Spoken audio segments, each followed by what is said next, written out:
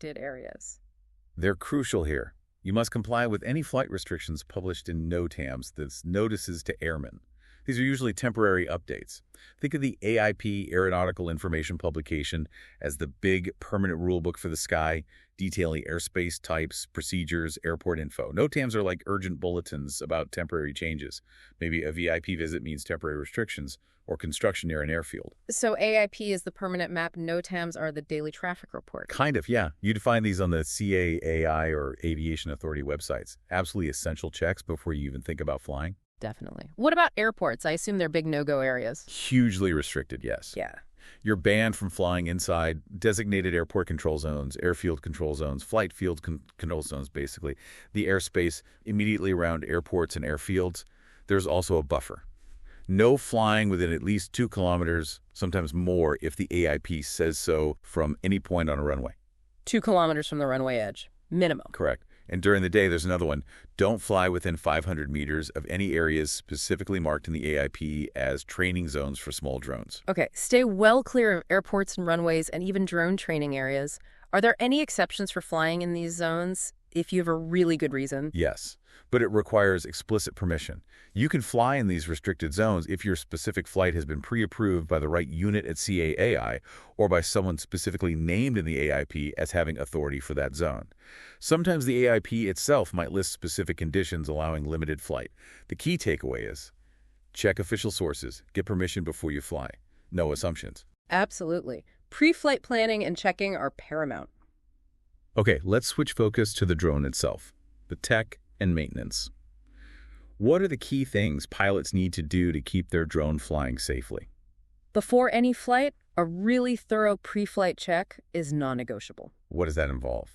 Looking closely at the drone's body, the casing, the propellers, any cracks, damage, loose bits. Check the power system, fuel leaks if it's gas-powered, or battery damage, swelling, weird connections on electric ones. Briefly power it up. Do the motors sound normal, or has the sound changed significantly? Yeah. Check the electrical system, the connection to your controller. Make sure your commands are actually getting through properly. Sounds like a proper checklist is needed so you don't miss anything. Definitely a good idea. What about the tech like GPS? How vital is that signal? Oh, GPS is critical for stable flight and knowing where you are.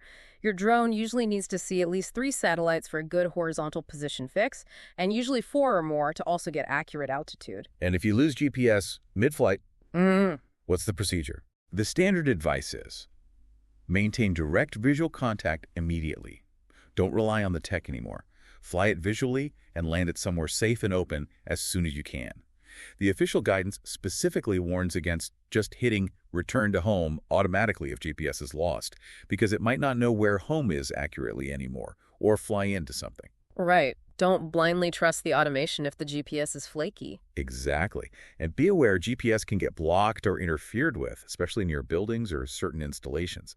Check the signal strength before takeoff, and maybe avoid areas known for interference. Good heads up. Visual piloting is still king. Now, multi-copter rotors, they look pretty similar, but is there more to it?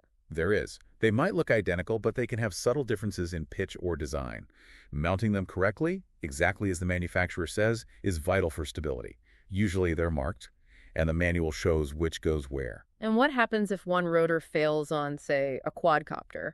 On a typical quadcopter, if one rotor fails completely, you're almost certainly going to lose control and crash. That's why checking them before flight is so important, and why flying over safe areas is smart. How do they actually control movement then? By adjusting the speed, the thrust of each rotor individually very, very quickly. And you'll often notice adjacent motors spin in opposite directions. The counter-rotation cancels out twisting forces and keeps it stable, stops it just spinning around. Fascinating how that works. Okay, let's talk power. Batteries. Huge topic for drone flyers. Absolutely critical and, yeah, quite sensitive. Extreme temperatures, hot or cold, can damage them or reduce performance. Physical damage, like impacts or even small tears in the casing, is bad news. Pre-flight checks are essential here, too. Never, ever fly with a battery that looks swollen or damaged in any way. Swollen battery, definite grounding. Definitely. Many drones have smart batteries now that warn you when the power is critically low. They might even trigger an automatic return to land or just land themselves where they are to avoid falling out of the sky. But be aware of temperature. High heat can permanently damage them. Low cold can drastically cut your flight time. And that return home, or RH feature, how much should you rely on that? It's a useful safety net. If the drone loses signal or has certain problems, it can automatically fly back to a preset home point and land. But, and this is a big but, you must check before you fly that the home point is set correctly, that it's a safe place to land, and that the path back is clear of obstacles. Never just assume RH will work perfectly. Be ready to take over manually. So helpful backup, not autopilot. What about general upkeep, beyond the pre-flight check each time? Yeah, regular checks before and after flights are good practice. Keep it clean, check for wear and tear. If something seems off, weird noises, doesn't respond right, anything suspicious, don't fly it. Get it checked out by an authorized repair place. And always follow the manufacturer's instructions. Yes, definitely follow their maintenance and operating guides. However, and this is crucial, if the manufacturer's instructions somehow contradict the actual aviation laws or drone regulations for your area, the law always wins. You must follow the regulations. Very important point. Regulations trump the manual. Can you modify your drone? Add lights, change parts? Generally, yes. Modifying your drone or even building one from parts is allowed. The key condition is that the modified or built drone must still be safe to operate and must comply with all the drone regulations and laws. So, tinker away, but safety and legality first. Good for the DIY crowd. What about lights on the drone for visibility, especially near dusk? Most drones come with lights. They help you see it and figure out which way it's facing, especially in low light. A common setup is red lights on the front arms, green on the back, helps with orientation. Red front, green rear. Useful tip. Another tech bit. The compass. Why is that so important? The compass tells the drone which way is north, basically. It's essential for navigating correctly and for stable flight, especially in modes like GPS hold. You usually need to calibrate it. Calibrate? How often? Typically at the start of a flying day, or if the drone tells you to, or if you've traveled a long distance to a new location. Follow the manufacturer's instructions. And be aware of interference. Flying near high-voltage power lines or big metal structures can mess up the compass signal, causing erratic flight. Best to avoid those areas. Right. Calibrate often, avoid power lines. Makes sense. Last tech point, attention. We know the 87-knot ground speed limit. Any other speed stuff to think about? Well, when you're planning flights, especially how long it will take to get somewhere or back, you need to think about ground speed. That's the speed shown on your controller, your speed over the ground. And remember wind. Wind speed and direction massively affect your ground speed. A headwind slows you down, a tailwind speeds you up, it impacts your range and battery life. So factor wind into your flight time calculations using ground speed. Exactly. There are other terms like calibrated airspeed, true airspeed, but they're more critical for fixed-wing planes and aerodynamics, less so for typical recreational multicopter flying. Ground speed is your main one for planning. Okay, ground speed and wind. Got it. Let's move to something that affects all flying. The weather. Meteorology. What do drone pilots need to know? Basic weather awareness is crucial. Knowing about clouds, for instance. High, wispy cirrus clouds. They often mean strong winds way up high, maybe indicating changing weather patterns. Okay, cirrus means high winds aloft. What about storm clouds? Definitely watch out for cumulonimbus clouds, those big, towering, dark ones. They mean stormy weather, strong, unpredictable winds, heavy rain, maybe sleet or hail. Yeah. You absolutely want to avoid flying anywhere near those. They can easily swamp a small drone. Sounds like a definite land immediately situation if those build up. Absolutely. And other specific phenomena, too. Wind shear is a big one. Wind shear. It's a sudden, sharp change in wind speed or direction over a short distance, either horizontally or vertically. It can happen near buildings, hills, or with weather fronts. It can flip a drone or make it lose control very quickly. Very dangerous. Okay, watch out for sudden wind changes. What else? Air density matters. Air is denser at lower altitudes and in colder temps, which gives rotors more lift. Higher up, or in hot weather, the air is thinner. Lift is reduced. Rain is generally bad. Check your drone's manual. Most aren't waterproof. Rain can cause electrical issues, loss of control. Best to just avoid flying in it.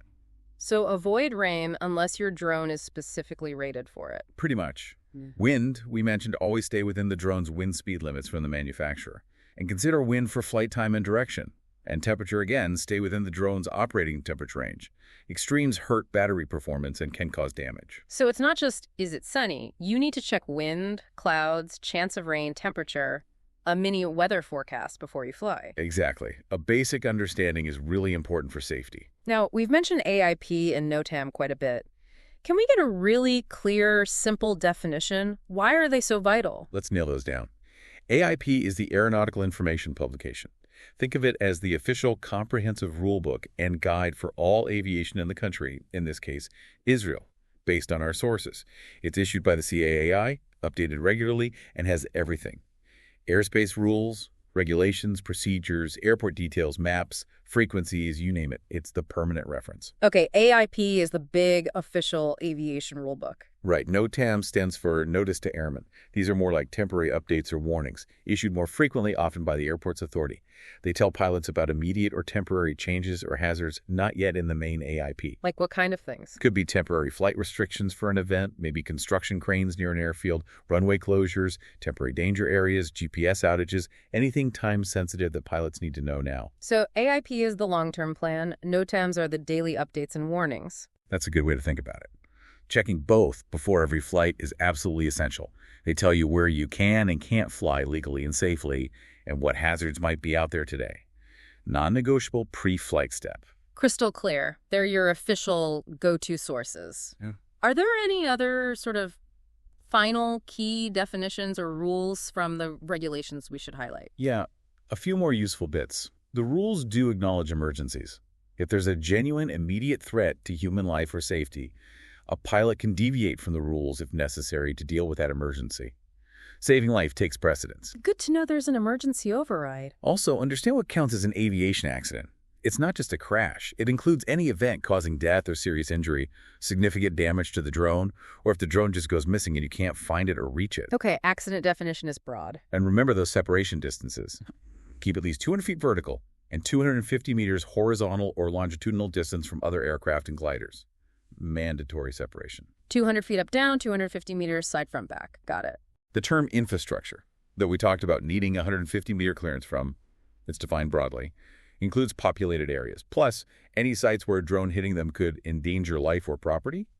And a populated area itself is defined as any area in a town or settlement used mainly for homes, industry, business, or recreation. So basically anywhere people live, work, or gather. Pretty much. And finally, any flight that doesn't follow all these standard recreational rules or any flight using a large drone over 25 kilograms, that's classified as a special flight.